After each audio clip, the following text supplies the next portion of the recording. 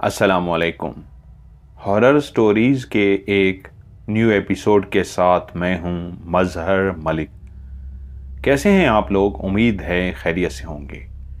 आज की ये खौफनाक कहानी जो मैं आपको सुनाने जा रहा हूं, ये मुझे भेजी है मोहम्मद राशिद नदीम ने झंग से। ये कहानी है नूर की। जब उसने दुनिया में आंख खोली तो उस घर के जितने भी फर्द थे वो ये देखकर हैरान रह गए कि उस छोटे से गांव के अंदर एक ऐसी बच्ची ने जन्म लिया था जो पैदा होते ही सब देखकर हैरान रह गए कि शक्लो सूरत महताब की तरह थी। एक ऐसी हसीनो जमील बच्ची जिसके चेहरे के नक्श, चेहरे की रंगत, चेहरे की खूबसूरती ऐसी थी कि यह खबर उस बच्ची के पैदा होते ही पूरे गांव में फैल गई कि इस गांव के अंदर एक हसीनो जमील बच्ची ने जन्म लिया है।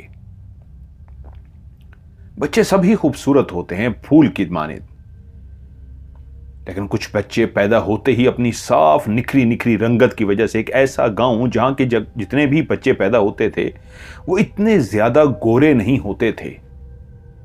गांव में काम करने वाले लोग जो धूप में, जो खेतों में काम करते थे, अगर उनका थोड़ा सा रंग साफ भी होता था तो गर्मी और धूप में काम करने की वजह से उनके चेहरों की रंगत सफेद से गंदमी या काली पड़ जाती, मानित पड़ जाती। नूर जैसे जैसे बड़ी हुई, सही कहा गया था उसके बारे में कि ये बड़ी होके बेइंतहा खूबसूरत होगी, और ऐसा ही हुआ। वो जैसी जैसी बड़ी हो रही थी, बिला शक वो बहुत ज्यादा खूबसूरत थी। नूर की कोई बहुत ज्यादा सहेलियां नहीं थीं। आसफा उसकी बेस्ट फ्रेंड थी। वो अपने दिल का हाल आसफा को बताती, आसफा उसको अक्सर छेड़ती। आसफा एक उनकी कहने पे एक फर्जी नाम रखा गया है। आसफा उनको कहती, नूर, अब वो दोनों जवान हो चुकी थी और आसफा अक्सर उसको ये यकीन दिलाती, तेरे लिए रिश्ता भी किसी शहजादे के आएगा। तू मेरी दोस्त नहीं है, तू एक इस गांव की शहजादी है, और देखी जब तेरा ब्याह होगा ना तो एक इंतहाई खूबसूरत घोड़े पे सवार एक ऐसा शहजादा आएगा जैसे मेरी सहेली हुस्नो जमाल की, बला की खूबसूरत, वैसे ही वो सर पे पगड़ी बांधे गोरा चिट्टा सा शहजादा एक सफेद घोड़े पे सवार सेरा बांधे मेरी दोस्त को आएगा और हमसे ले जाएगा। ये बचपन की वो बातें, वो यादें जो इंसान को बड़े होकर भी याद रह जाती हैं। आसफा उसको ऐसे ही छेड़ती थी, और फिर ऐसा ही हुआ जब नूर उस उम्र को पहुंच गई कि जिस उम्र में वालिदैन को बेटी की शादी की फिक्र लाहक होती है, तो हर तरफ से उसके लिए रिश्ते आने शुरू हो गए। लेकिन उसकी मां भी फैसला कर चुकी थी कि उसके यहां खुदा ने अगर इतनी हसीनो जमील बेटी पैदा की है तो खुदा ने उसके नसीब भी बहुत लिखे होंगे। ऐसे नसीब, ऐसे खूबसूरत नसीब जैसे उसकी बेटी खूबसूरत है। वो अपने बेटे को किसी बहुत बड़े घर में ब्याहेगी। तो गांव के लोग जब रिश्ता लेकर आते तो उसकी मां कहती, नाराज मत होना, अभी सोचा नहीं है बेटी के रिश्ते के लिए, जब सोचेंगे तब आपको बताएंगे, अभी हम इस टॉपिक पे बात भी नहीं करना चाहते। फिर कोई और रिश्ता लेके आया, उनको भी यही जवाब दिया गया कि अभी हमने सोचा नहीं, जब सोचेंगे तो आपको जरूर बताएंगे। मसला ये था, उम्र तो होने वाली थी। हाँ, गांव वाले ये जरूर कहते थे कि ठीक है, अभी कुछ उम्र और चाहिए उसको शादी के लिए, लेकिन अगर पहले वो मंगनी ही कर दें तो इसमें हर्ज क्या है। और इसके बाद जितनी भी फैमिलीज आई गांव के ही रहने वाले, उन्होंने नूर की मां से कहा, ठीक है, अभी आप की बात मान लेते हैं, अभी आपने सोचा नहीं तो एक काम कीजिए ना, हमें कौन सी जल्दी पड़ी है, आप 2 साल 3 साल ले लीजिए, लेकिन नूर की कम से कम मंगनी कर दीजिए। और नूर, जब किसी की मंग हो जाएगी तो फिर ठीक है, आप 4 साल भी ले लीजिएगा, कोई बात नहीं, बाद में शादी कर लेंगे। क्योंकि गांव में बेटी को ब्याहने के लिए एक तैयारी भी तो की जाती थी। नूर का बाप और उसका बड़ा भाई खेतों में काम करते थे और अब नूर की ही ड्यूटी थी कि मां दिन का खाना जब बना लेती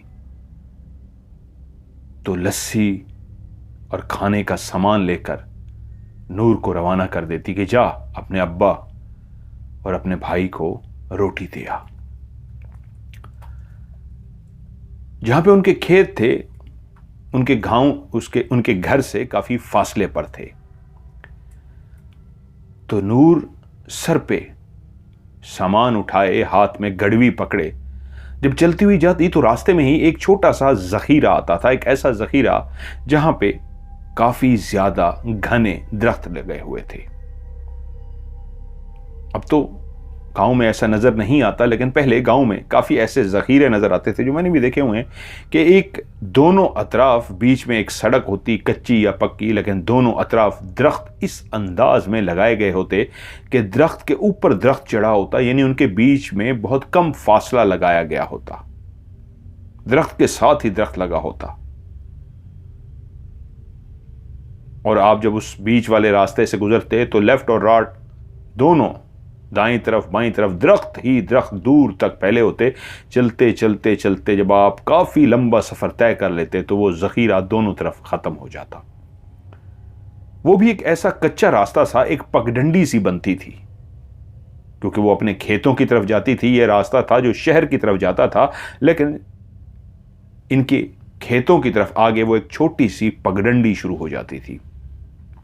उस पगडंडी से चलते हुए जब आप उस जखीरे के अंदर दाखिल होते तो दोनों तरफ दिन की रोशनी में भी वो दरख्त इतने ज्यादा घने थे और इस तरह लगे हुए थे कि एक दूसरे के साथ तकरीबन जुड़े हुए, जिसकी वजह से ऊपर उनके ऊपर जितने भी पत्ते थे वो इस तरह एक जाल सा फैल गया था कि गैप ही नहीं मिला था ऊपर के सूरज की रोशनी नीचे आ सके। अमूमन जहां पे जखीरा होता है और वहां पे दरख्त भी ऐसे जो बिल्कुल करीब करीब लगाए गए हों तो ऊपर सूरज की किरणें नीचे जमीन तक नहीं पहुंच सकती, उन पत्तों ने रास्ता रोक रखा होता है। तो उस जखीरे से दाखिल होते ही एक दिन को भी शाम का एहसास होता था। तो वो जल्दी से चलती हुई जखीरे को क्रॉस कर जाती थी और जब आगे पहुंचती अपने अब्बा और भाई को खाना देती तो वहीं बैठ जाती। जब वो लोग खाना खा लेते तो उसके बाद बर्तन लेकर वो घर आ जाती। नूर के हुस्न के चर्चे दूसरे गांव तक भी पहुंच गए थे और उसके लिए रिश्ते दूसरे गांव से भी आ रहे थे। नूर वाकई महानूर थी, नूर वाकई बहुत खूबसूरत थी। जो भी उसे एक दफा देख लेता वो देखता ही रह जाता।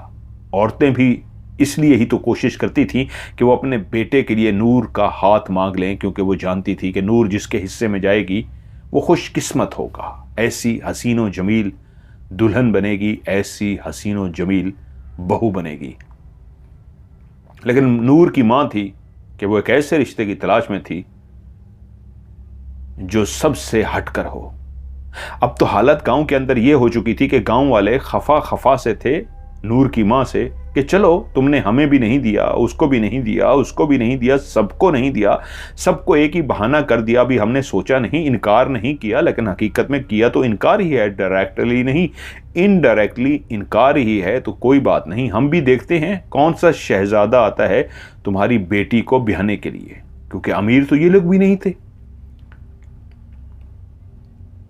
नूर का वालिद और भाई जिन जमीनों में काम करते थे वो एक छोटा सा जमीनों का टुकड़ा था जिससे आमदनी इतनी आ जाती थी कि वो अच्छा खा पी लेते थे, लेकिन बहुत ज्यादा अमीर तो नहीं थे। घर भी कोई शानदार नहीं था, एक गांव का बड़ा सा घर था, लेकिन कच्चा पक्का सा घर। इसी तरह नूर बर्तन उठाए एक दिन खाना देने के लिए रवाना हुई। घर से जैसे ही निकली, आज काफी तेज धूप थी। उसने अपने सर पे दुपट्टा लिया हुआ था और वो चलती चलती जैसे ही उस जखीरे के करीब पहुंची, वो एक पगडंडी जैसा रास्ता था, बिल्कुल पगडंडी तो नहीं थी, पगडंडी मतलब एक छोटा सा कच्चा सा रास्ता। वो जैसे ही वहां से गुजरने लगी, उसने देखा दरख्तों के बिल्कुल बीचों बीच एक इंतहाई हसीनो जमील नौजवान, जिसको उसने पहले नहीं देखा था, वो इस गांव का भी नहीं था, वो दूर बैठा हुआ था। लेकिन उसने नूर को नहीं देखा था। वो इस तरह जमीन में बैठा था कि उसने अपनी टेक दरख्त के साथ लगा रखी थी और वो किसी सोचों में गुम था। लेकिन उसकी शक्ल, उसकी खूबसूरती ऐसी थी कि पहली दफा नूर जैसी लड़की को भी लगा था कि हमेशा मेरी ही कोई तारीफें करता रहा है, पहली दफा मैंने किसी को देखा है कि मैं भी उसको देखकर ये कहने पे मजबूर हो गई हूं कि हुस्न ये होता है, खूबसूरती ये होती है। वो वाकई एक शहजादे से कम नहीं था, लेकिन वो अपनी सोचों में गुम इस तरह बैठा हुआ था। नूर उसको देखते हुए आगे बढ़ गई। बाप और भाई के सामने उसने खाना रखा, वो काम छोड़कर बैठ गए, उन्होंने हाथ धोए, खाना खाना शुरू कर दिया, लस्सी पी, और जब बर्तन फारिग हो गए, उसने बर्तन उठाए और घर की तरफ रवाना हो गई। पहले दौर में, आज तो मोटर बाइक आ गया, गांव के अंदर भी कहीं जाना होता है तो फटाफट बाइक निकाला और गए, काम कराया। पहले दौर में बेटी या बेटियां या माँ बहन कोई भी ऐसा जाके खेतों के अंदर बाकायदा खाना पहुंचा के वो बैठी रहती थी। जब खाना दे देती थी, वो लोग खाना खाते थे और खाना खाने के बाद, बर्तन समेटने के बाद वो वापस घर आती थी। एक खूबसूरत कल्चर था जो अब खत्म हो चुका है।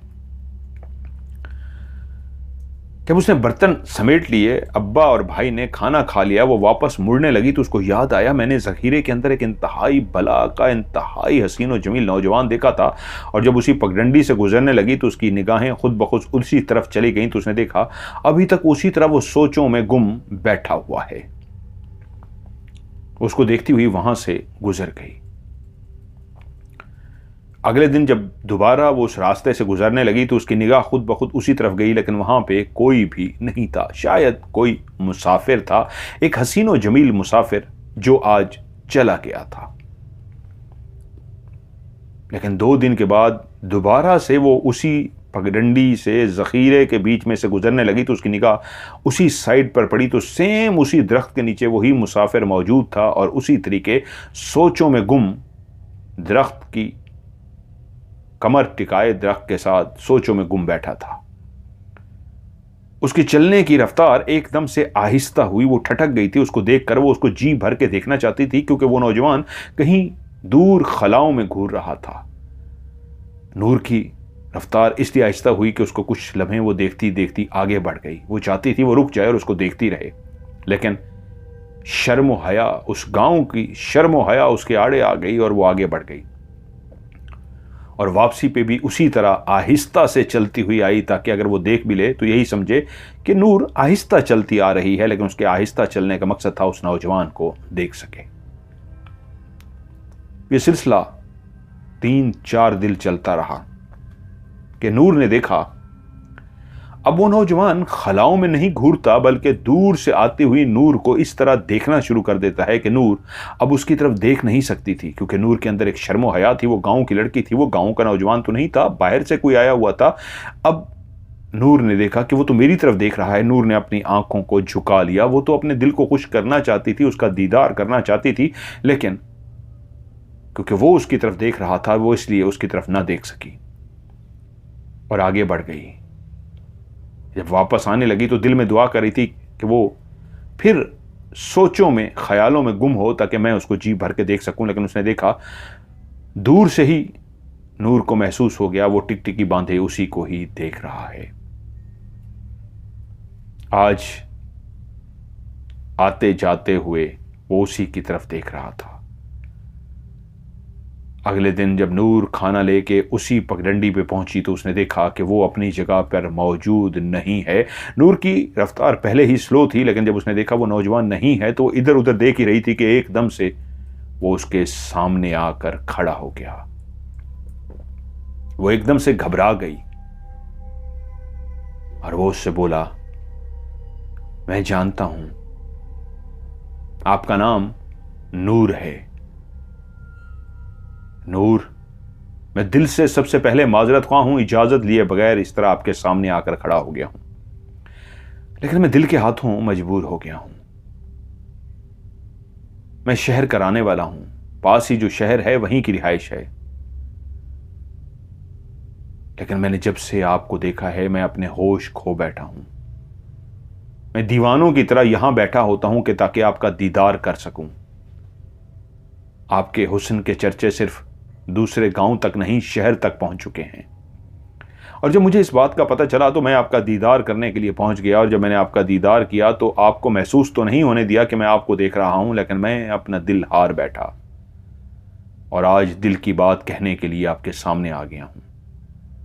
नूर, मैं आपसे शादी करना चाहता हूं। मैं आपको अपनी बीवी बनाना चाहता हूं। मैं आपको दुनिया जहान की तमाम खुशियां लाकर आपकी झोली में डाल दूंगा। आप जो बात मुंह से निकालेगी वो पूरी कर दूंगा। यकीन मानिए, आप सोच भी नहीं सकती मेरी दीवानगी किस हद तक पहुंच गई है।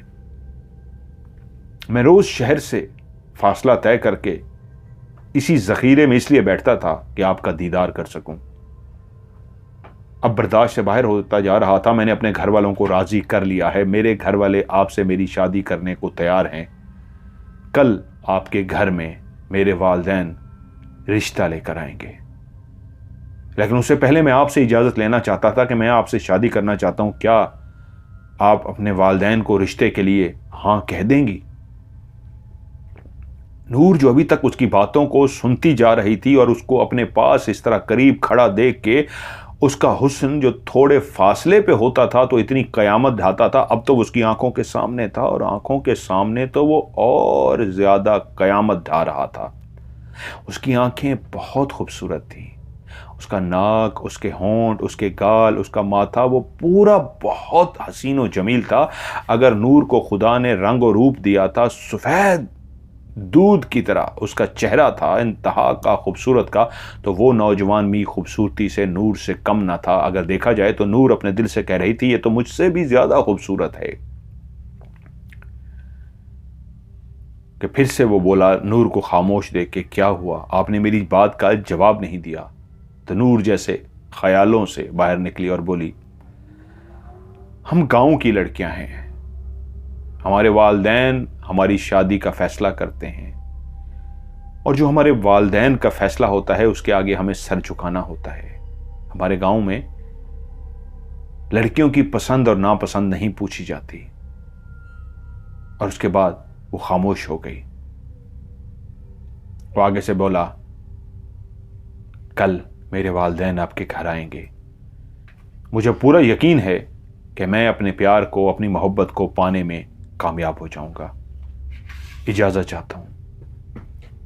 और गया उसी तरह उसी दरख्त के नीचे जाकर बैठ गया जहां पे रोज बैठा होता था और टिकटिकी बांधे सामने खड़ी नूर को देखने लग गया।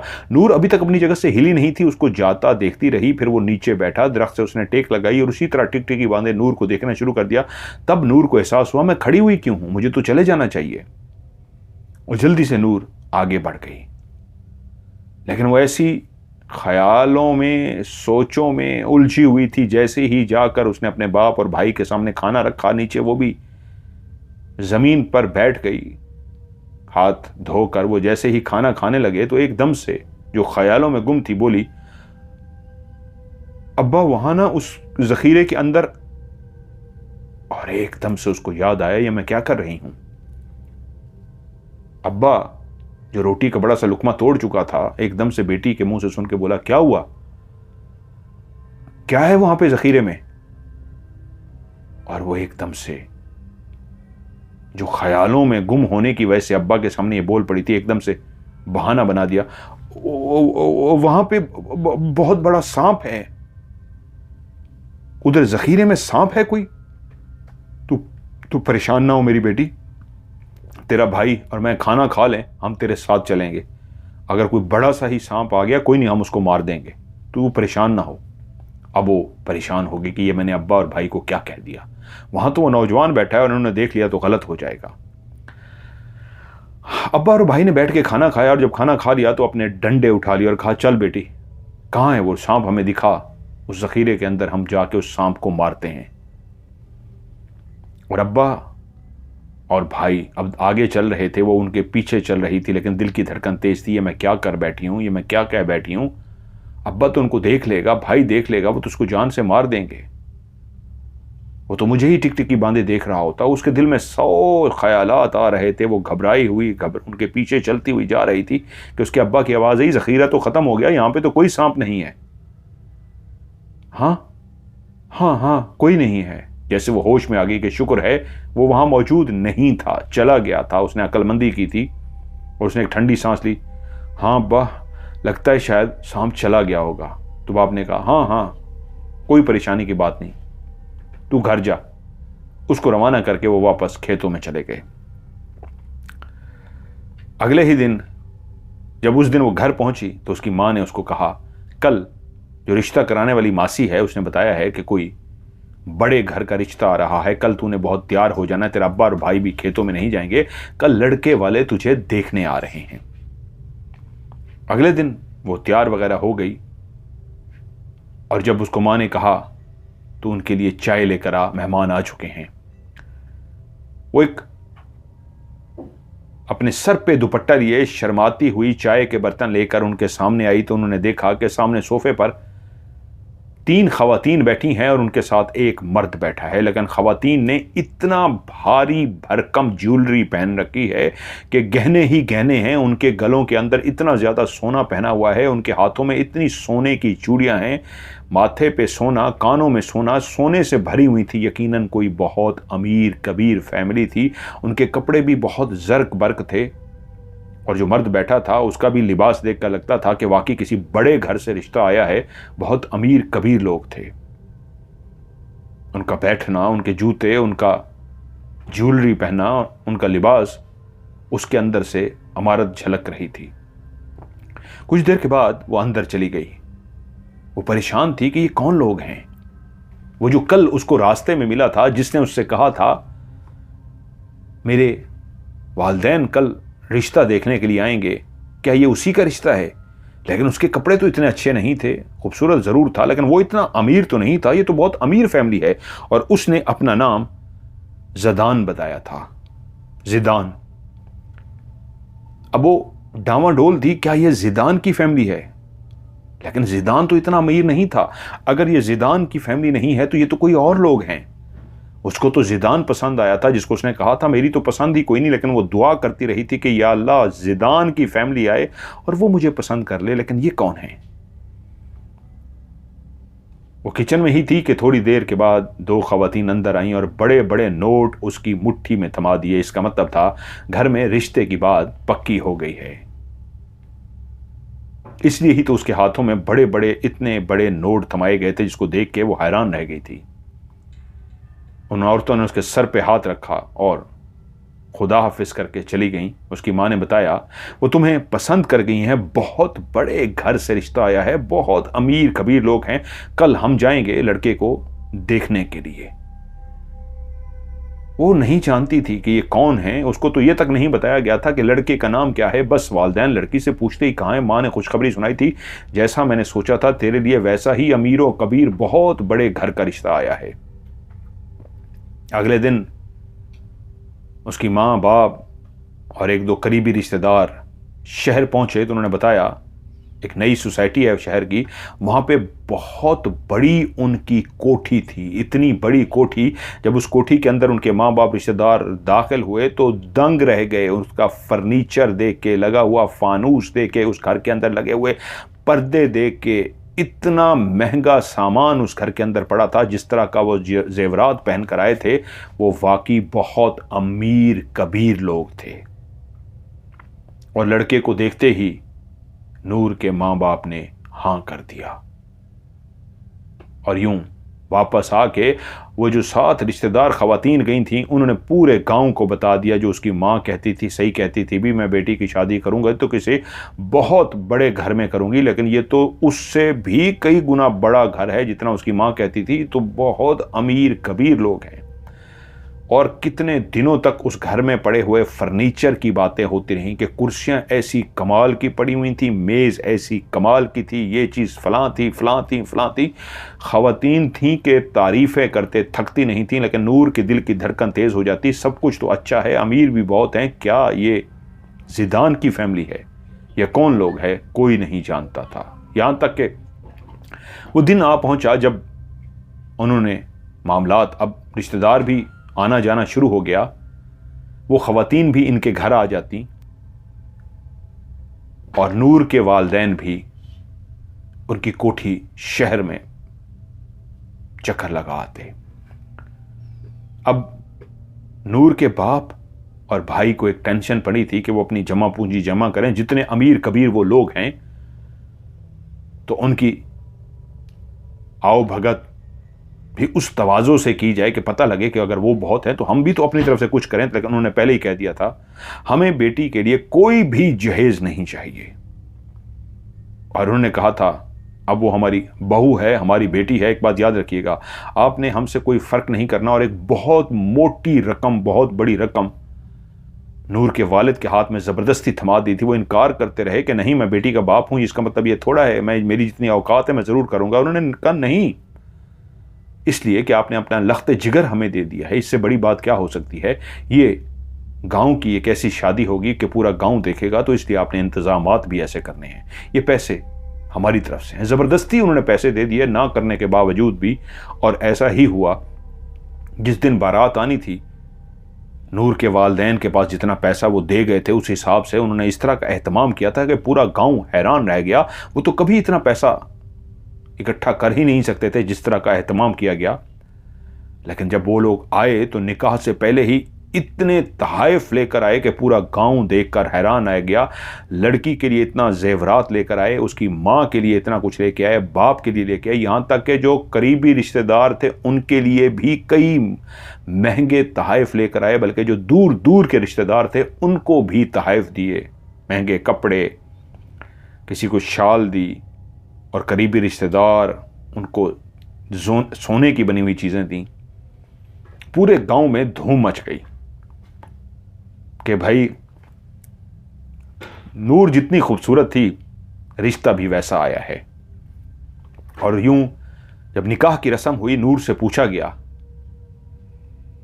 कि आपको ज़िदान फलां बिनते फलां क्या पसंद है, तो उसकी चीख निकलते निकलते रह गई कि ये तो ज़िदान का ही रिश्ता आया था। उसने अपना नाम ज़िदान बताया था, उसको अभी तक उसका नाम याद था, लेकिन निकाह के वक्त जब उसको बताया गया ये तो ज़िदान है, वही मेरा शोहर बना है। इसका मतलब है जो उसने कहा था कल मेरे वालिदैन आएंगे, इसका मतलब ये अमीर फैमिली, ये सारा कुछ ज़िदान की फैमिली है। वो खुश हो गई, उसने हाँ कर दी। और यूं धूमधाम से इस गांव की ये शादी, जो गांव की सबसे हसीन लड़की नूर और ज़िदान एक बड़ी सी गाड़ी लेकर आया था, जो उसकी अपनी गाड़ी थी, जिसको गांव के लोग खड़े हैरत से देख रहे थे। ऐसी शानदार गाड़ी का वो मालिक था। बहुत कम लोगों ने ऐसी शानदार गाड़ी देखी थी। जो कुछ गांव की औरतें थी जो कभी शहर ही नहीं गई थी, उन्होंने तो ऐसी गाड़ी ही नहीं देखी थी, और वो गाड़ी को देख के हैरान रह गई थी। वो एक नहीं कई गाड़ियों में आए थे। और ज़िदान ने अपनी बीवी को जब अपने साथ अपनी गाड़ी में बिठाया, जो दूल्हा और दुल्हन की गाड़ी थी, तो अपनी माँ से लिपट कर रोई। और माँ का घर छोड़ने पे वो भी दुखी थी। उसको उस गाड़ी में बिठा दिया गया और यूं बारात शहर की तरफ रवाना हो गई। इस शादी में कई लोगों ने शिरकत की थी। जितने भी खवातीन, मर्द और बच्चे शामिल हुए थे, सबके जेवरात, सबके कपड़े, सबके रंग और रूप बताते थे कि सब खानदानी लोग हैं, सब अमीर कबीर लोग हैं, सबके। वरना होता है अमूमन कुछ रिश्तेदार बहुत अमीर, कुछ दरमियाने, कुछ गरीब होते हैं। ये तो जितने भी रिश्तेदार भी इनके आए थे, ये सब के सब बहुत महंगे मलबूसात में थे, महंगे कपड़े पहने हुए थे। बारात उस कोठी के सामने पहुंच गई जो अभी तक नूर ने नहीं देखी थी, गांव की औरतें जिसकी तारीफ करती थी। बारात वहां पे रुकी। वहां पे पहुंचते पहुंचते रात हो गई थी। रात के टाइम उस घूंघट में अपने चेहरे को छुपाए नूर को लेकर खवातीन अंदर की तरफ बढ़ी। कुछ देर उसको बड़े से हाल नुमा कमरे में बिठा दिया गया। घूंघट होने की वजह से वो हाल का जायज़ा तो ना ले सकी, लेकिन पाँव के नीचे बिछा हुआ जो कालीन था उसको देख के उसको इतना अंदाज़ा हो गया ये बहुत महंगा और नफीस कालीन है। ऐसा कालीन जिस पे पाँव रखो तो पाँव धंस से जाते हैं।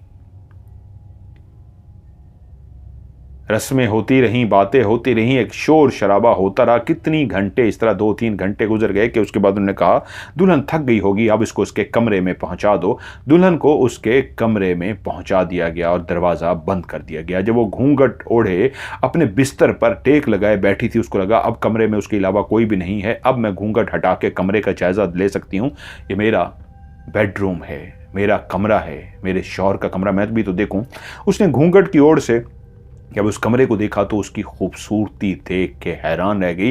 वो जो औरतें उस घर की, उस फर्नीचर की, उस कारपेट की, उस पर्दों की, उस पूरे घर की सजावट की तारीफ़ें करते नहीं थकती थीं, तो वो सही करती थीं। ये घर था ही इतना काबिले तारीफ़ कि इसकी जितनी भी तारीफ़ें की जाएं कम हैं। एक एक चीज़ एक से बढ़ के एक।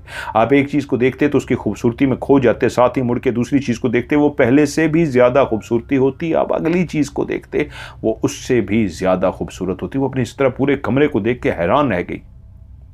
बहुत बड़ा कमरा था जिसमें नकली और असली फूलों के साथ उसकी सेज को सजाया गया, जहाँ खुशबुओं से भरा हुआ कमरा। वो काफ़ी देर इस तरह बैठी रही कि सामने उसकी निगाह पड़ी कि टाइम बहुत हो गया है।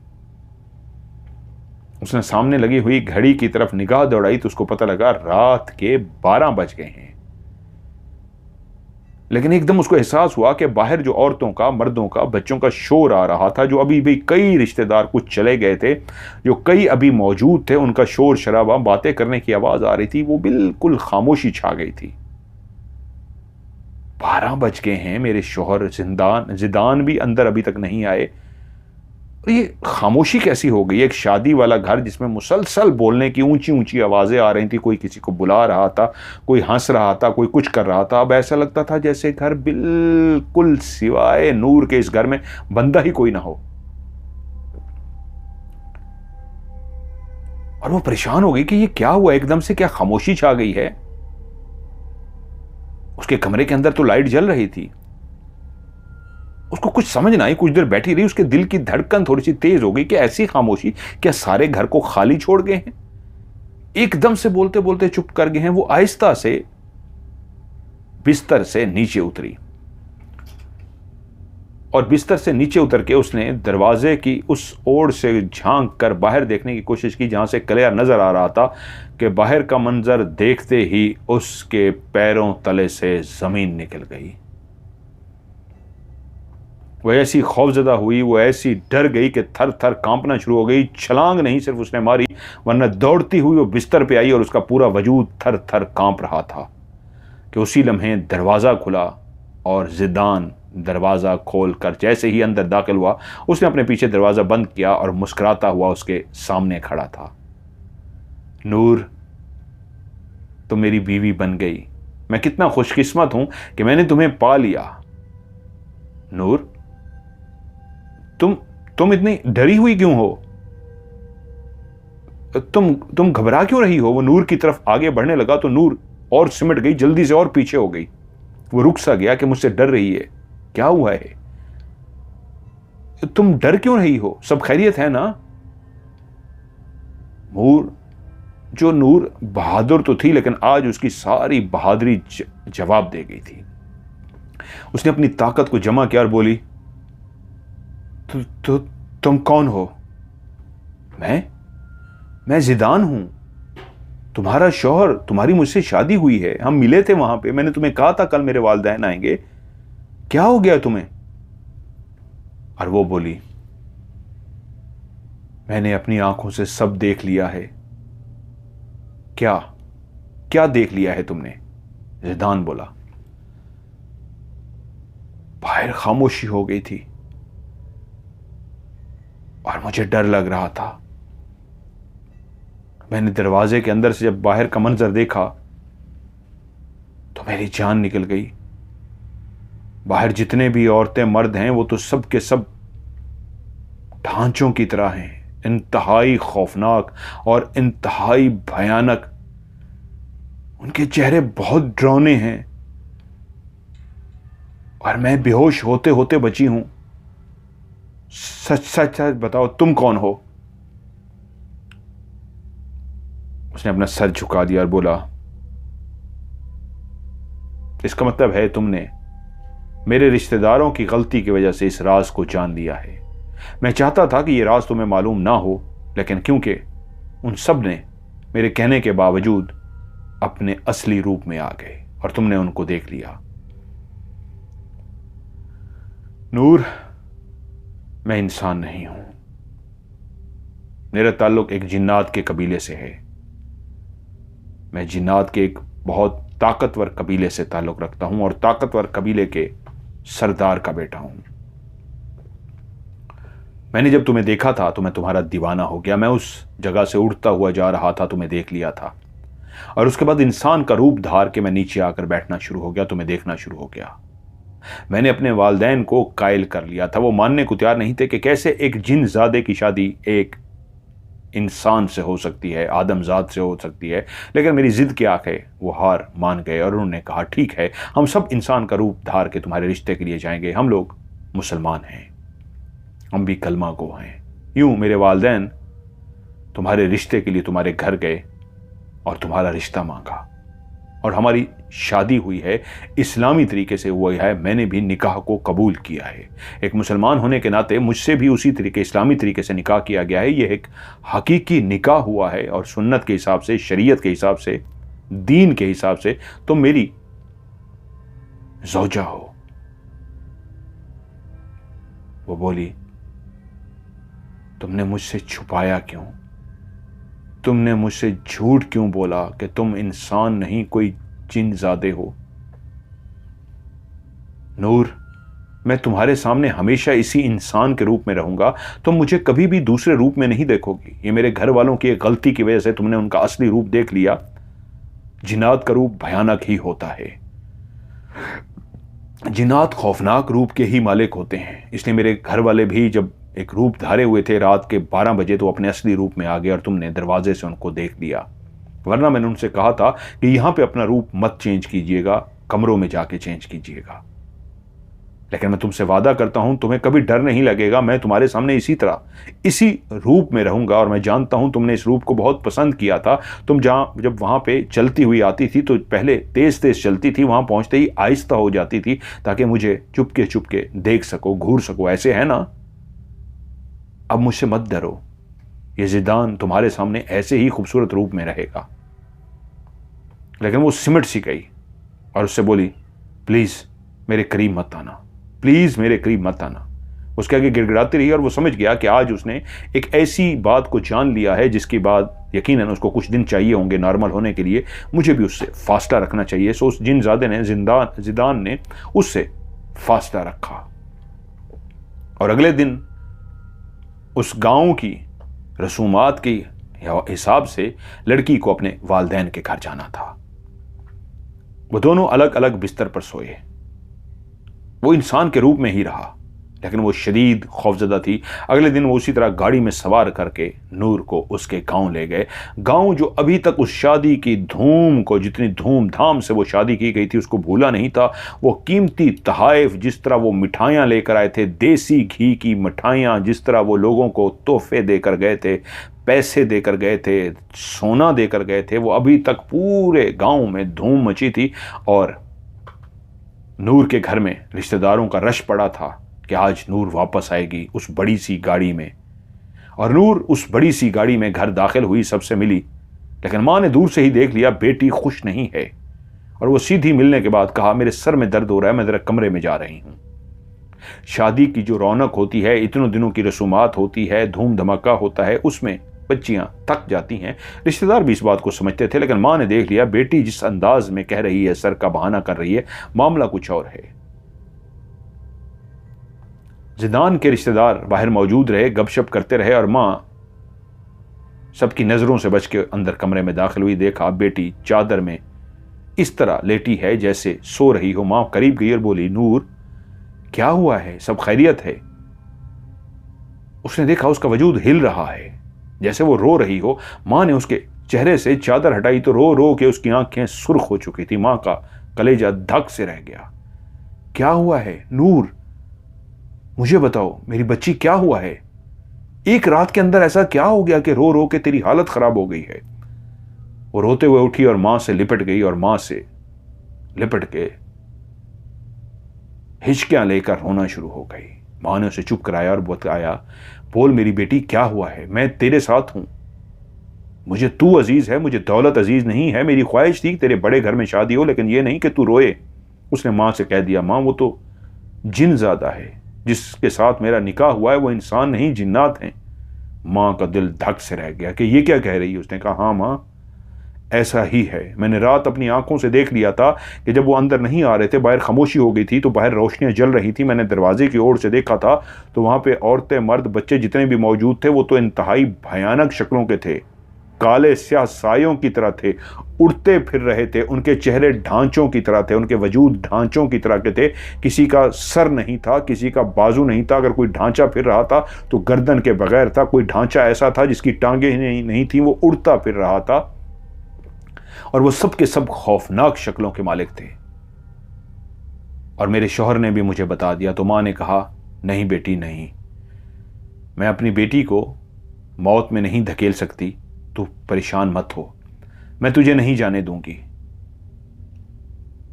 रस्म के हवाले से एक दिन लड़की ने रहना था, अगले दिन चले जाना था। वो लोग लड़की को छोड़ के चले गए। मां ने कहा, तू चुप कर। मां ने उसे हौसला दिया और अगले दिन जब वो नूर को लेने के लिए आए तो नूर की मां ने कहा, नहीं, मेरी बेटी आप लोगों के साथ अभी फिलहाल नहीं जा सकती, वो ऐसी हालत में नहीं है कि वो जा सके, तो आप लोग अभी जाइए, 2-3 दिन के बाद आइएगा। उसने ऐसा क्यों कहा था?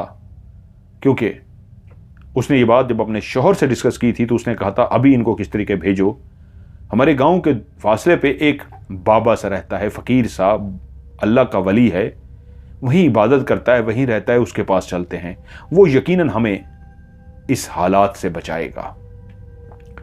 वो उस बुजुर्ग के पास पहुंचे, उसको जाके सारे सूरत हाल बताई तो उसने कहा, परेशान मत हो, मैं जितना इल्म जानता हूं उसके हिसाब से वो एक बहुत बड़ा ताकतवर कबीला है, बहुत ताकत है उसके पास, लेकिन मैं भी जितना इल्म जानता हूं इस हिसाब से मैं तुम्हें तावीज़ दे देता हूं, तुम ये तावीज़ उसके गले में डाल दो और बेटी को कहना ये तावीज़ कभी ना अपने गले से निकाले। जब तक तावीज़ उसके गले में होगा वो इसको ज़बरदस्ती करके नहीं लेके जा सकता। तुम लोगों ने ठीक फैसला किया, तुम मेरे पास आ गए, वरना वो जिन ज़्यादा है उसको उठा कर ले जाएगा। बस ये तावीज़ उसके गले में डालो।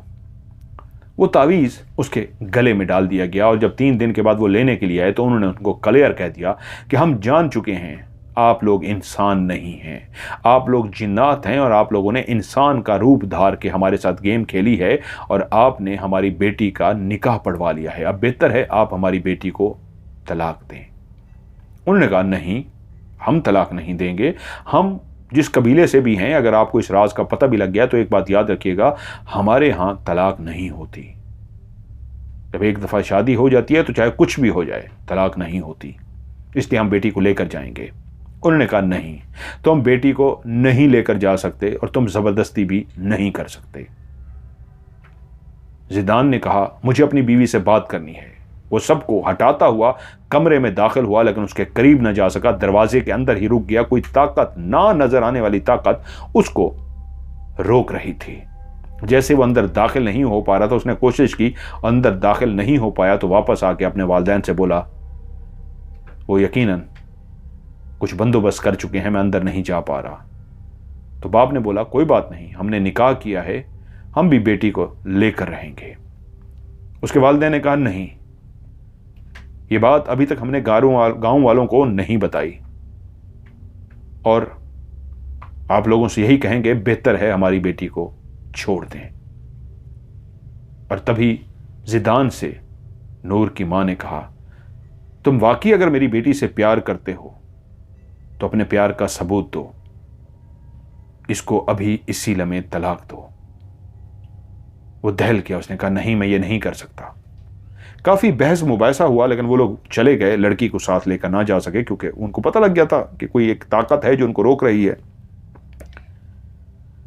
अब एक दो बुजुर्गों से जब राब्ता किया गया तो उन्होंने कहा इस बात को बजाय फैलाने के, ज़्यादा करने के, वो ताकतवर हैं, वो जिन्नात हैं, उनका राज निकल गया तो बहुत मसला हो जाएगा।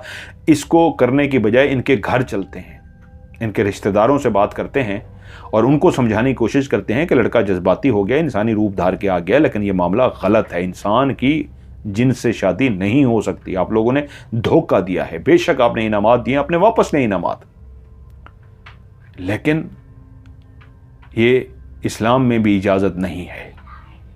ये लोग जब उसी कोठी पर पहुंचे तो उस कोठी पर ताला लगा हुआ था। काफी इंतजार किया लेकिन कोई ना आया। फिर दूसरी दफा गए तो फिर भी कोठी पे ताला था। उन्होंने कहा ये कैसा ताला है?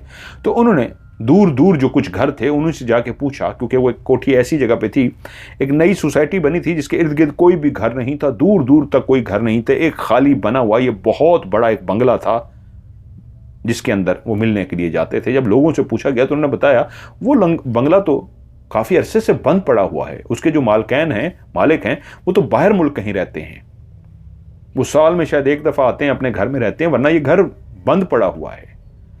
तो उनको अंदाजा हो गया कि ये घर भी जिदान का नहीं है, किसी और का है। और जब वो वापस जाने लगे तो जिदान उनके सामने आ गया। नूर का बाप और जिदान आमने थामने थे। तो नूर के बाप ने जिदान से कहा बेहतर है तुम उसे छोड़ दो, हम आखिरी दफा आए थे और घर का भी पता लग गया, ये तुम्हारा कोई घर नहीं है, हमने पता कर लिया है, तुम उसको छोड़ दो। और वो उस फकीर से जहां बेटी के लिए तावीज लिया गया था, नूर का बाप एक तावीज लेकर अपने हाथ में बांध चुका था। उस पीर ने उसको अपने बाजू पे कहा था बांध के उससे कहना कि तलाक दे और उसका बाजू पकड़ लेना, वो तलाक दे देगा। नूर के बाप ने वो तावीज अपने बाजू पे बांधा और उससे बात करते करते उसको साइड पे ले गया और जैसे ही साइड पे ले गया उसका बाजू थाम लिया। जैसे बाजू थामा, नूर के बाप को लगा कि एक आग सी उसने अपने हाथ में पकड़ ली है। आग उसके हाथ में है, उसके हाथ जल रहे थे, लेकिन उसने हिम्मत नहीं हारी और कहा तुम्हें मेरी बेटी को तलाक देनी होगी और तुम इसी लम्हे तलाक दोगे। और वो चीख रहा था, मुंह से चीखें नहीं मार रहा था, लेकिन उसको तकलीफ हो रही थी उस तावीज़ की वजह से जो उसने बाजू में बांधा हुआ था, उसका बाजू पकड़ा हुआ था, कि वो दर्द से कराह नहीं रहा था कि लोग सुन लेंगे कि देखो एक आदमजाद ने एक जिनजादे को किस तरह तकलीफ दे दी है। कि वो तकलीफ जब ज़्यादा बर्दाश्त ना कर सका तो उसने कहा बोलो क्या करना है? उसने कहा तलाक दो। तो उसने 3 दफ़ा शरी तलाक दे दी और उसने उसका बाजू छोड़ा और कहा जाओ अब मेरी बेटी की तरफ कभी मत देखना। उधर गांव तो पहुंच गए, लेकिन ये बात कितने दिनों तक दबी रह सकती थी? चेमी गोयां हो रही थी पहले दिन से ही कि लड़की आई है वापस ही नहीं गई, क्या मामला हुआ है, क्या गड़बड़ हुई है? किसी ने कहा लगता है कोई फ्रॉड निकल आया है, किसी ने कहा वो जो दौलत थी दिखावे के लिए थी, सब ड्रामा था, किसी ने कहा नहीं मुझे लगता है कोई जिन का साया हो गया है, किसी ने क्या कहा। लेकिन अब बातें खुलना शुरू हो गई आहिस्ता आहिस्ता, दबे अंदाज में। खुल के कोई भी नहीं बोल पा रहा था कि दबे अंदाज में एक दूसरे को कानों में ये बात बताई गई कि वो फैमिली जिन्नात की फैमिली थी। वो इंसान नहीं थे, जिन्नात थे जो रूप धार के आए थे और वो इतने ताकतवर हैं कि उनके बारे में कोई खुल के भी बात करेगा तो वो उसको पड़ जाएंगे, उसको उठाकर ले जाएंगे। इसलिए बेहतर है कि सारे खामोशी इख्तियार करें। तो उस टॉपिक पे पता तो सबको लग गया, लेकिन सब ने खामोशी इख्तियार कर ली। खुल के बोलने को कोई तैयार नहीं था कि वो जो हसीन व जमील लड़का था, जो वो इंतहाई अमीर औरतें नज़र आ रही थीं, वो सब के सब जिन्नात थे। लेकिन किसी ने भी खुल के नहीं कहा, सबको ये कह दिया गया था, उस फ़कीर की तरफ से कहा गया था कि आप लोगों ने इसको डिस्कस नहीं करना। गाँव वाले से भी कह दीजिएगा कि इसको खामोश रखें, इसको किसी ने भी बताने की कोशिश की तो उसके ऊपर आफत आ जाएगी। ऐसा ही हुआ था। गांव की एक औरत ने अपने रिश्तेदार को ऊंची आवाज़ में बताने की कोशिश की थी तो उनके घर में एक तूफान सा आ गया था, बर्तन गिरने शुरू हो गए थे और उनके एक कमरे को आग लग गई थी। उसने सिर्फ बताना शुरू ही किया था, वो औरत वहीं बैठी थी कि अंदर कमरे में कोई नहीं था। पूरे कमरे में बर्तन इस तरह ठा ठा ठा करके गिरना शुरू हो गए जैसे कोई जोर जोर से बर्तन गिरा रहा हो, और वो अभी उठने ही लगी थी कि एकदम से अंदर कमरे में आग लग गई। और रिश्तेदार जो आई हुई थी वो उठ के अपने घर की तरफ भागी। लोग आग और आग पे काबू पा लिया गया, उसको बुझा लिया गया, लेकिन उस औरत को अपनी गलती का एहसास हो गया कि मैं ये करने लगी थी, और सख्ती से कहा गया था इस बात को खुल के कोई किसी को बताएगा तो नुकसान उठाएगा। उन जिन्नात ने, जो पूरा कबीला था वो यकीनन इस गांव में मौजूद थे, उन्होंने उस घर के बर्तन तोड़ दिए थे और उस घर को आग लगाने की कोशिश की थी, वार्निंग दी थी, चाहते तो वो और भी नुकसान दे सकते थे, इसलिए अब इस टॉपिक पे कोई बात ही नहीं कर पा रहा था। लेकिन नूर अब तलाक याफ्ता तो हो चुकी थी, लेकिन अब उससे कोई भी शादी करने को तैयार नहीं था। वो सब जान गए थे कि नूर की अगर शादी एक जिनजादे से हुई है, जिसकी बात बताने पे उसने घर को आग लगाने की कोशिश की थी, तो वो अगर कोई नूर से शादी करेगा तो वो क्या हशर करेगा। क्योंकि ये पैगाम भी गांव वालों को मिल चुका था कि किसी ने नूर से शादी की तो बहुत गलत होगा। ये बाबा ने पैगाम नहीं दिया था ना, जिन्नात ने दिया था, ये बुजुर्गों ने, जो गांव के बुजुर्ग थे, उन्होंने आपस में कह दिया था कि नूर से कोई शादी का ना सोचे। अब अगर किसी ने नूर से शादी की तो उसका भी हशर बुरा हो जाएगा। अब नूर से कोई शादी नहीं कर रहा था। नूर गुमसुम सी, खामोश सी घर में रहती। वो जो नूर जिसकी सहेली उसे कहती थी तेरे लिए एक शहजादा आएगा, वो शहजादा तो आया था, लेकिन वो एक इंसान नहीं, जिनजादा शहजादा था। तकरीबन 3 साल बाद गांव में एक नई फैमिली आई जो इन हालात से वाकिफ नहीं थी। उस शख्स का नाम सलीम था। सलीम ने जब नूर को देखा तो उसने नूर के घर शादी का पैगाम पहुंचाया। उस बुजुर्ग ने जिससे तावीज दिया था, उन्होंने कहा था 3 साल के बाद इसकी शादी आप कर सकते हैं, उससे पहले ना कीजिएगा। अब 3 साल हो गए थे, उन्होंने भी उस रिश्ते के लिए हां कर दी। सलीम एक गरीब फैमिली से था। उसके भाई ने सलीम की ख्वाहिश को देखा, रिश्ता लेकर गए और रिश्ते के लिए हां हो गई। यूं तय ये हुआ कि आप लोग भी गरीब हैं, हम लोग भी सादा लोग हैं, सादगी के साथ आप निकाह पढ़ाएं और नूर को ले जाएं। यूं तय किया गया कि कल नूर दुल्हन बनेगी और कल आप लोग बारात लेके आइएगा, सादगी से निकाह पढ़ा के ले जाइएगा। गांव के लोगों को भी ये बात बता दी गई। नूर अगले दिन सुबह उठी, माँ उसको तैयार होने का बोली, तो नूर ने देखा उस तैयारी में, हलचल में, वो अपना तावीज़ जो हर वक्त गले में पहन के रखती थी, वो तावीज़ कहीं गिर चुका है। उसने पूरे घर के अंदर तावीज़ को ढूंढा, लेकिन तावीज़ ना मिला। माँ को सारी बातें शादी की भूल गई। वो भागी शौहर के साथ उसी झोंपड़ी वाले के पास गए तो क्या देखते हैं, झोंपड़ी जल चुकी है, सामान जला पड़ा है, हर चीज़ टूट फूट का शिकार है। वो बाबा शायद कहीं हिजरत करके हैं। माँ वापस आई तो बेटी को देखकर परेशान हुई, कहा वो बाबा तो चले गए हैं, क्या करें। बस अब यही है, खुदा का नाम लेकर तेरी शादी कर देते हैं, आगे देखते हैं क्या होता है। सलीम आया, सादगी से निकाह हुआ और वो अपनी दुल्हन को लेकर अपने घर चला गया। आज फिर से वो दुल्हन बनी उस कमरे में बैठी थी और शौहर का इंतजार कर रही थी। सलीम कमरे के अंदर जैसे ही दाखिल हुआ, अपनी उस बीवी को जिसके ऊपर वो मर मटा था देखने के लिए अंदर कमरे में जैसे ही दाखिल हुआ तो देखता है बीवी तो सो चुकी है, उसने चादर ओढ़ी हुई है और नूर सो गई है। वो समझा शादी की वजह से थकावट होगी, क्या बात है, कोई बात नहीं, अभी जाग जाएगी। वो खड़ा देख ही रहा था कि उसकी आंखों ने एक मंजर देखा, जो ऊपर एक रोशनदान बना हुआ था, रोशनदान से एक काला स्याह नाग जो बहुत बड़ा था, इंतहाई काला स्याह, वो नीचे दीवार के जरिए उतरा और उतरते उतरते उस चारपाई पे आ गया जहां पे नूर थे। और वो आके नूर के वजूद पे इस तरह चढ़कर बैठ गया कि वो थर थर कांपना शुरू हो गया। उसके मुंह से चीख ना निकल सकी। उसका शौहर ऐसे बुत सा बन गया, ना वो चीख पा रहा था ना वो आगे बढ़ पा रहा था। नूर सोई रही, यहां तक कि कितने घंटे वो सांप इसी तरह नूर के ऊपर बैठा रहा और नूर ने करवट तक ना ली और खामोशी से सोई रही। और जब सुबह होने लगी, बाहर चिड़ियां बोलने लगी, तो वो सांप उसी तरीके आहिस्ता आहिस्ता दीवार पे चढ़ा और रोशनदान के जरिए बाहर निकल गया। वो एकदम से कमरे से बाहर निकला, ऐसा लगा जैसे होश में आ गया है। वो रात तो गुमसुम सा शाम को देख के ऐसा बुत सा बन गया था। जैसे कमरे से बाहर निकला तो उसके भाई ने कहा, क्या हुआ, तू अभी जाग रहा है, सब खैरियत है? भाई समझ गया तो उसने भाई को उसी वक्त सारी हालात बता दिए कि कैसे एक सांप आया है और कैसे ये सब कुछ हुआ है।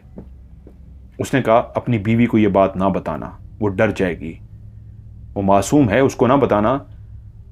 ये सांप कहां से आ गया और सांप किस तरह उसके ऊपर, शायद वो हसीन बहुत है, कोई चीज आशिक ना हो गई हो, तू परेशान मत हो, हम इसका कोई बंदोबस्त कर लेंगे। अगली रात भाई ने बकायदा सलीम को बंदूक दी और कहा मैं रोशनदान की तरफ ही लेटूंगा आज, किसी सांप को नहीं आने दूंगा, तू अपनी बीवी के पास जा और खुद फिर भी कोई चीज नजर आए तो ये बंदूक ले जा, उसको गोली मार दी।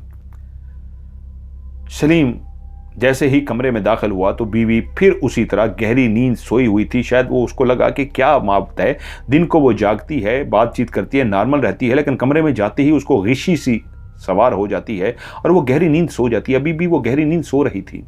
उसका बाजू चारपाई के नीचे एक लटक रहा था कि उसने देखा सांप फिर से नीचे उतरा है।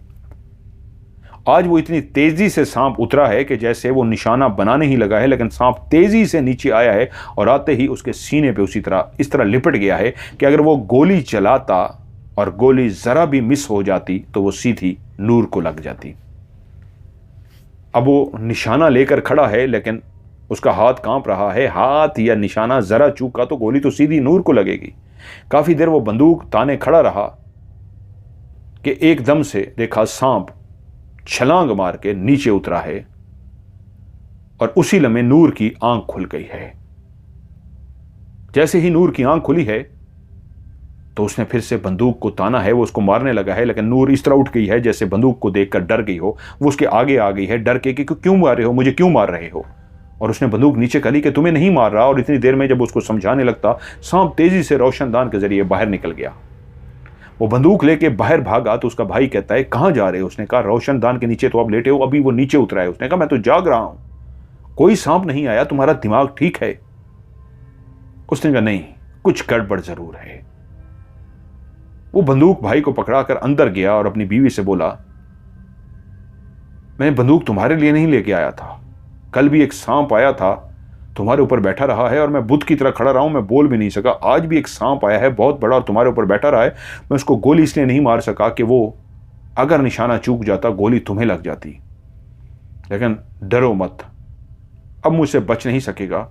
मैं और मेरा भाई उसको ढूंढने जा रहे हैं, सिर्फ तुम्हें बताने आया था, जहां नजर आएगा मैं उसको गोली मार दूंगा।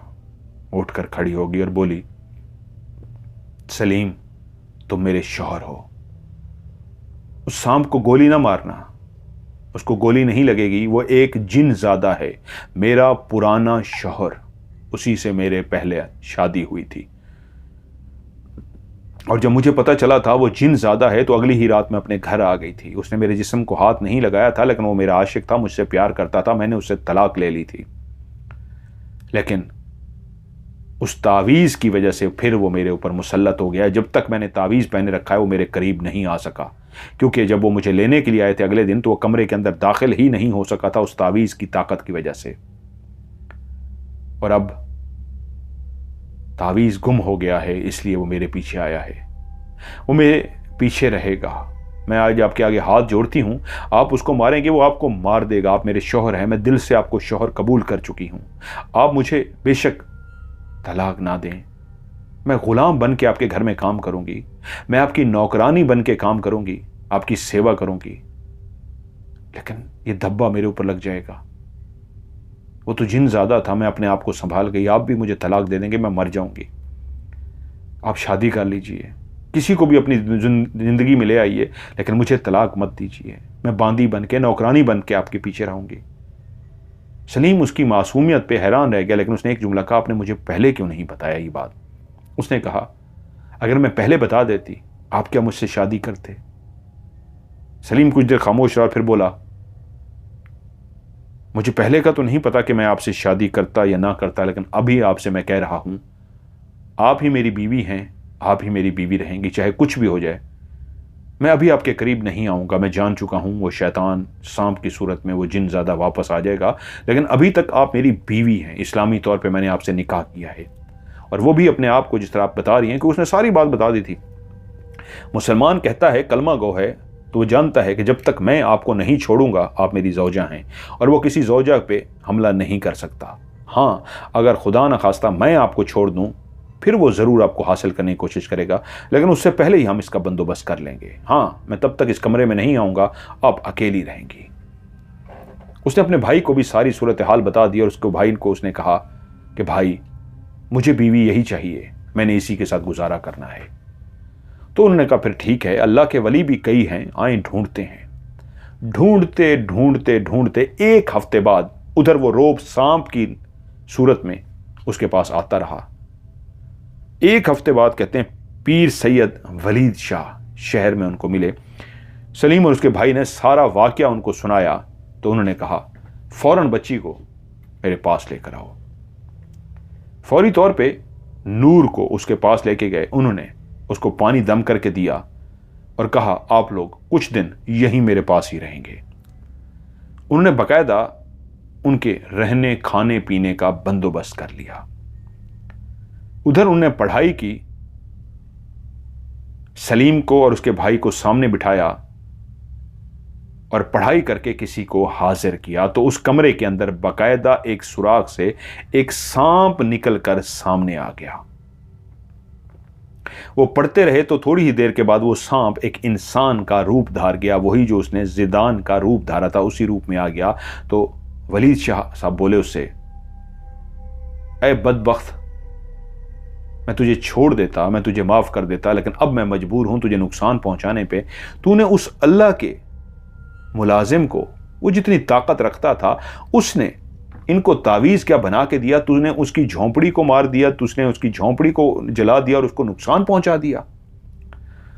तो वो जिदान बोला उसी की तावीज की वजह से ही मुझे तलाक देनी पड़ी थी, क्योंकि उसी ने तावीज दिया था नूर के बाप को और उसने बाजू में बांध के मेरे हाथ को पकड़ के मुझे कहा था, और उसी तावीज की वजह से जो मेरी हालत हो गई थी मुझे उसको तलाक देनी पड़ी, वरना मैं जितना उससे प्यार करता हूं मैं उसको कभी तलाक ना देता। वो मुझे अपने करीब ना आने देती फिर भी मैं उसको तलाक ना देता, लेकिन उसकी वजह से मुझे तलाक हुई थी, इसलिए जैसे ही मुझे मौका मिला मैंने उसका भी हशर कर दिया और तावीज़ भी उड़ा दिया। और आपसे भी मैं कह रहा हूं आप मेरे रास्ते से हट जाएं, नहीं तो मैं आपको भी नुकसान पहुंचाऊंगा, क्योंकि आप जान चुके हैं मैं कौन हूं। मैं कोई आम जिन ज़्यादा नहीं हूं, मैं कबीले के सरदार का बेटा हूं और मैं बहुत ताकतवर हूं। सैयद वलीद शाह एकदम जलाल में आ गया और बोले, ए बदजुबान, तू अपनी ताकत पे ऐसी घुमंड करता है कि तूने उस अल्लाह के वली को भी नुकसान पहुंचाया और मुझे नुकसान पहुंचाने की बात करता है। रुक, देख मैं तेरा क्या हशर करता हूं। उन्होंने वो जो पानी पहले से दम करके रखा हुआ था पानी उठाया और पानी उसके ऊपर फेंक दिया। वो पानी उसके ऊपर गिरना ही था कि उसके वजूद को आग लग गई और वो ऐसे जोर जोर से तड़पना शुरू हो गया कि तड़पते तड़पते तड़पते वो फिर से एक सांप के रूप में बन गया। सांप को आग लगी हुई थी और सांप के रूप से एक काला स्याह साया बन गया, जिस काले स्याह साये को आग लगी हुई थी और आग जलते जलते जलते एकदम से नीचे गिरी राख सी बन गई। ये मंजर सलीम और उसके भाई ने भी अपनी आंखों से देखा। सैयद वलीद शाह पसीने पसीने हो गए और बोले, ये बदजुबान अपने अंजाम को पहुंचा। मैंने इसको जलाया है लेकिन अभी तक मारा नहीं है, इतनी सजा इसके लिए काफी है, इतनी सजा इसके लिए काफी है। अब आप लोग जाइए, आपको कोई परेशान होने की जरूरत नहीं है, आपकी जिंदगी में आप कोई परेशानी नहीं होगी। एक जिन ज्यादा था और अपनी ताकत पे इतनी घुमंड कर बैठा था कि एक अल्लाह के बंदे से पंगा ले बैठा, और अब मुझे धमकी देता है, जबकि इसको पता भी है कानून को इसने तोड़ा है। अल्लाह ने जो कानून बना दिया, पर्दा डाल दिया इंसान और जिन्नात के बीच में, कैसे ये रूप धार के भी आ जाए तो फिर भी ये अपनी हकीकत जब तक बताएगा नहीं, कैसे ये शादी कर सकता है। इसने झूठ बोला था। अब ये जख्मी हालत में वापस गया है और सबको जाके मेरी ताकत का भी बताएगा। अभी तो मैंने सिर्फ एक इशारा किया है, अगर मैं चाहता तो इसके पूरे कबीले को यहां हाजिर कर देता। उन लोगों ने शुक्रिया अदा किया, नूर को लिया और जब घर पहुंचे तो नूर ने उनको बताया कि जैसे ही रात होती थी वो सांप बन के मेरे कमरे में आ जाता था और जैसे ही मेरे पास आता था तो फिर से वो जिदान का रूप धार लेता था और कहता था बस थोड़ा ही टाइम रह गया है कि ये तुम्हें तलाक दे देगा, जैसे ही तुम्हें तलाक दे देगा मैं तुम्हें अपने साथ ले जाऊंगा, फिर से तुमसे निकाह करूंगा, इस्लामी निकाह करके तुम्हें अपनी बीवी बनाऊंगा, तुम्हें दुनिया जहान की खुशियां दूंगा। और फिर से मेरे साथ बैठ के इस तरह की रोज बातें करता था। आज जब वो घर में दाखिल हुए तो फिर रात शुरू हुई कि क्या वो फिर आता है। वो इंतज़ार करते रहे, 12 बज गए, 1 बज गए, 2 बज गए, सुबह हो गई, वो नहीं आया। तो सलीम ने कहा अब तुम्हें यकीन आ जाना चाहिए, अब वो कभी नहीं आएगा। और अगली रात भी वो नहीं आया और नूर को भी यकीन आ गया अब वो जा चुका है। सलीम ने कहा मैं गरीब ज़रूर हूँ, मेरा प्यार सच्चा था, मैं तुम्हें तलाक नहीं दे सकता था। मुझे चाहे कुछ भी हो जाता, 10 साल भी इंतज़ार करना पड़ता, मैं तुम्हारा इंतज़ार करता। लेकिन खुदा के, अल्लाह के नेक लोग भी इस दुनिया में मौजूद हैं। अल्लाह ने वसीला बना दिया, आज हमारी उस जिन से जान छूट गई। अब हम मियाँ बीवी हैं। और उसके बाद वो दोनों मियाँ बीवी बनकर जिंदा रहे, उनके बच्चे भी हुए। आज भी उनकी नस्लों की नस्लें वहाँ पे आबाद हैं और आज भी उस गांव के अंदर ये वाक़या आज भी मौजूद है नूर का और उसके शौहर सलीम का, कि नूर का पहले निकाह एक जिनज़ादे से हुआ था। आप लोगों को ये कहानी कैसी लगी नीचे कमेंट्स में ज़रूर बताइएगा। वीडियो को लाइक कीजिएगा और दोस्तों के साथ शेयर ज़रूर कीजिएगा।